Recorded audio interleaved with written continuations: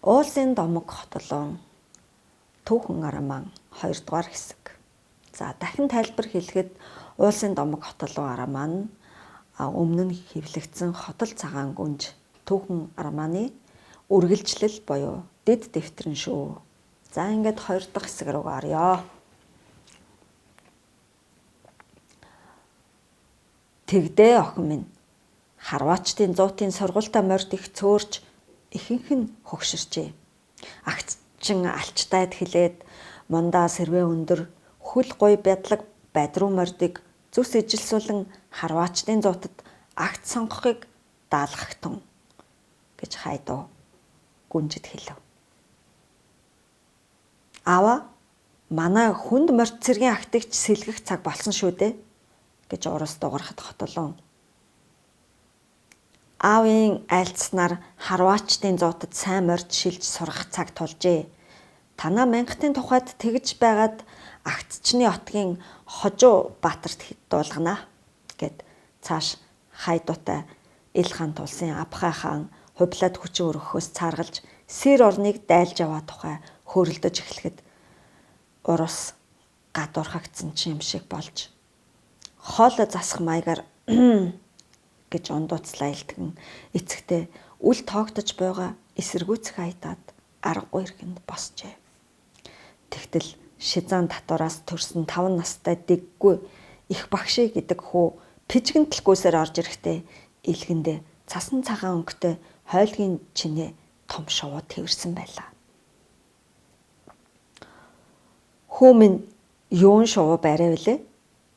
Тэнгэрийн амьтныг юунд хорж саатуулна гэж дөрвөлж хатан хэлэхэд дүрсгүй бяцхан хунтааж эцэгтэй хандаж аваа миний тавьсан хялгсан орхинд ийм цав цагаан шаазгаа орчгож мянган жилд нэг л таардаг нэг ховор цагаан шаазгаа барьж гэж ижи хэлсэ гэлээ. Хөөөр өдийн наслахта алаг шаазгаал үтснээс цав цагаан шаазгаа байдаг гэж дуулаачгүй юм байна гэж дөрвөжин хатан хэллээ.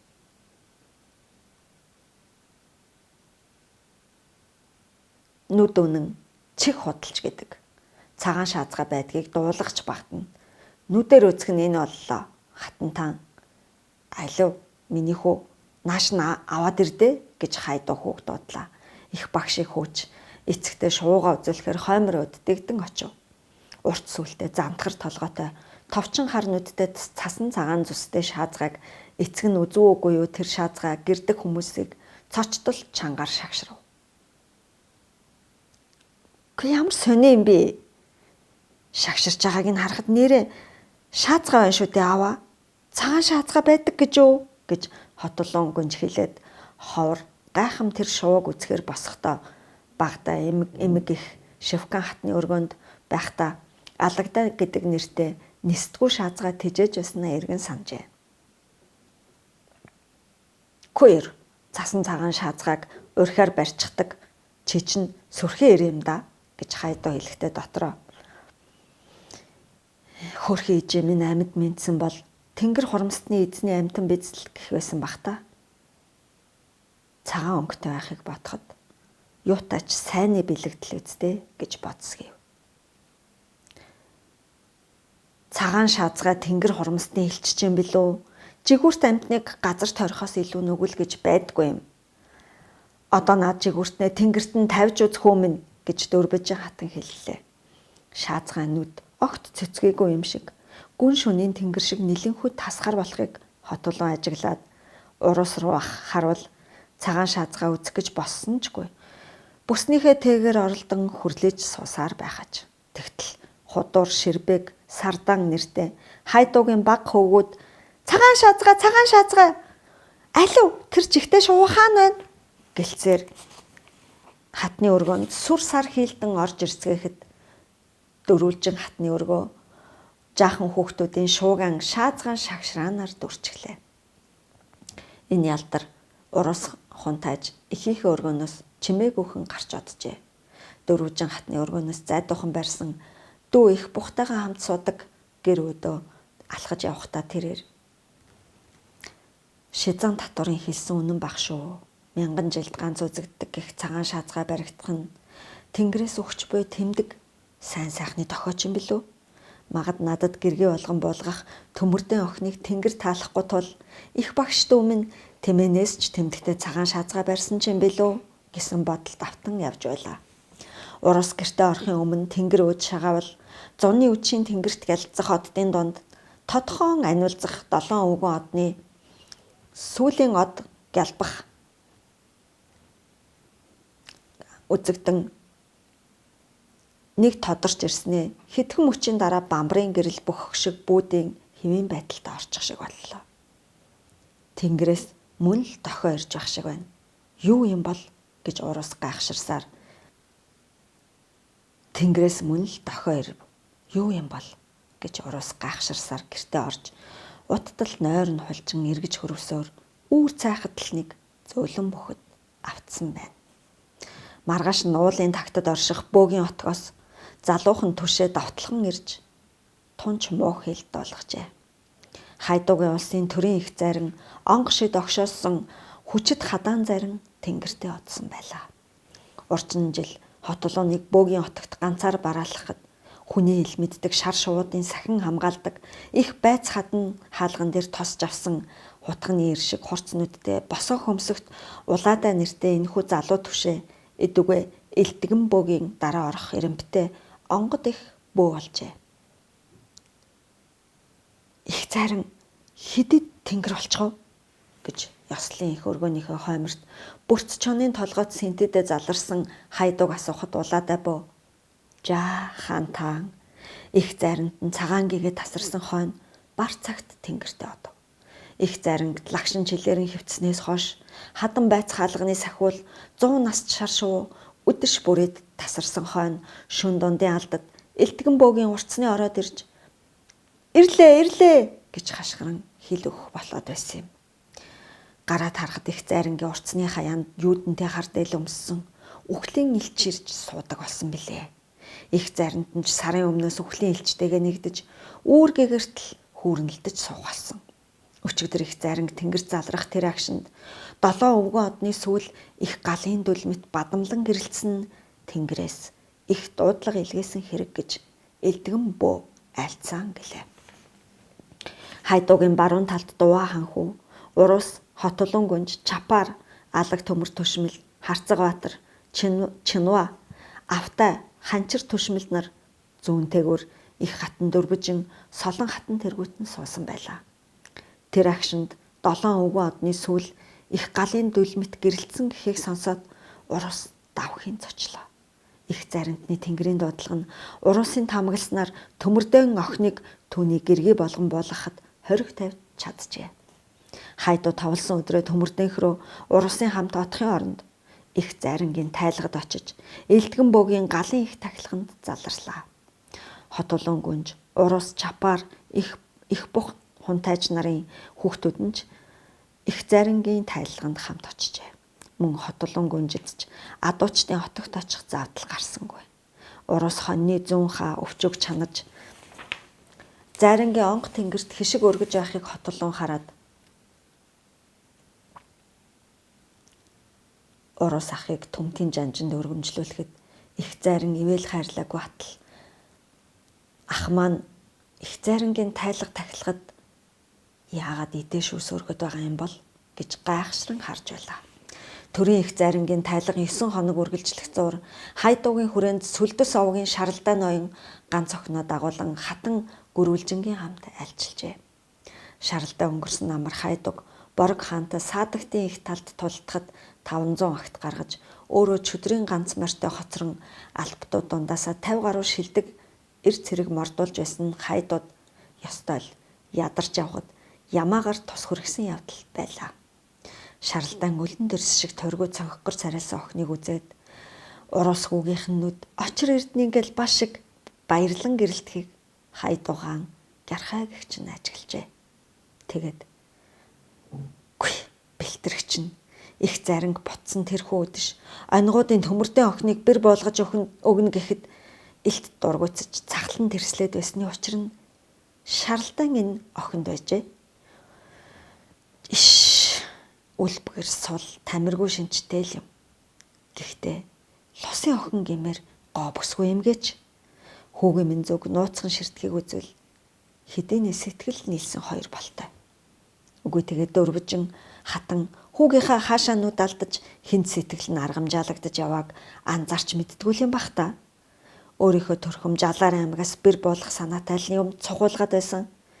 Хэрв манайх шаралдаан ганц охиныг алгасан Онигууд аймагаас Уруст гэргий болох юм бол борогтой тултгаар амь наан там цаана байх тэр цагт надад чиг ч үнэнчээр хандсан өрлөх сэтгэлд нь ус цацсан хэрэг болно шүү дээ. Гэгчлэн элдвийг эргэцүүлэн бодож суулаа. Дөрвжин хатан өр хөвгдгүү гөрүүлжин татвар эмээс төрсөн охиноо дагуулan айлаар бууж мордож явааг үзээд их л өрөвдөжээ. Түүнчлэн шаралдаан баг хатнаас 2 хүү төрсөн 10-аад настай хүүгүүд унах тугал элдэнгүүж авдаг аж. Тэгтэл гीжид морцсон хойно Урус шаралдаан охин шигшэрх сэтгэлтэй. Түүнээс өр бүсгүйг лусын гүнж байсан ч гэргээ буулгах чадахгүй. Тэгсэнд орол гом бий гоцон толгой явсаар насаа барахыг илүүд үзнэ гэдгээ ихтэй дуулгажээ. Дөрвжин хатан тэр үдш шизаан татвар эми өргөнд тугалд суусан эр нөхрөө дуудуулан Урусын саналыг хэлэхдээ хаантаа тэр бүсгүй нь татвар эмээс төрсөн яа гэхэд тунчиг бие муутай өвчнөд эргэцэн гэд айлууд бэр болгодгүй дуултах юм гэж дурамчхан бууга илчиллээ. Хайдууч хожмоо сэнти залгамжлах найдлагатай Урус хүүдээ тийм бүсгүйг хатан болгоно гэхээс сэтгэл төвцсөнгүй. Тэгсэн атал залуу халуун явж үзээгүйш. Хайр хичнээн адын хүчтэйг мэдэх тул хүүгийнхаа сэтгэлийг эрхвш бодон гайхширсаар л байлаа. Их зайрангийн тайлга өнгөрч зуны дунд сарын ихээр элдгэн бөөг их зайранд залах найр цэнгэлд насан өндөр Кевчаг ноён хүү дээрээ төшүүлэн барин ирж оролцохдоо Урусын сэтгэлийн явдлыг дуулж хайдуугийн эргэлзээг нэг мөсөн тайлсан үг айлтжээ. Хайдуу чи Урус хүүдээ сэтгэлтэй бүсгүйг нь аваад л өг. Хожим тэр Онигууд хонгороод аймагаас нь баг хатан хэдэгч болгож болно шүү дээ. Тэгэж ч ажрууг охиноо шавдуулан эрт гаргаж үз. Нас нь 20 гарлаа шүү дээ гэж зөвлөв. Туулай зүрхт Кевчаг ноён хэдийн 70 насны сүүдэр зоглож өгөөдөн ухсааныхнаас хамгийн өндөр насалж ихч ядарчээ. Үнэндээ шаралтай Кевчаг ноёны их хатантай ах дүүсийн хүүхдүүд тул Урусын талдууг хэлэх шалтгач түүнд байсан аж.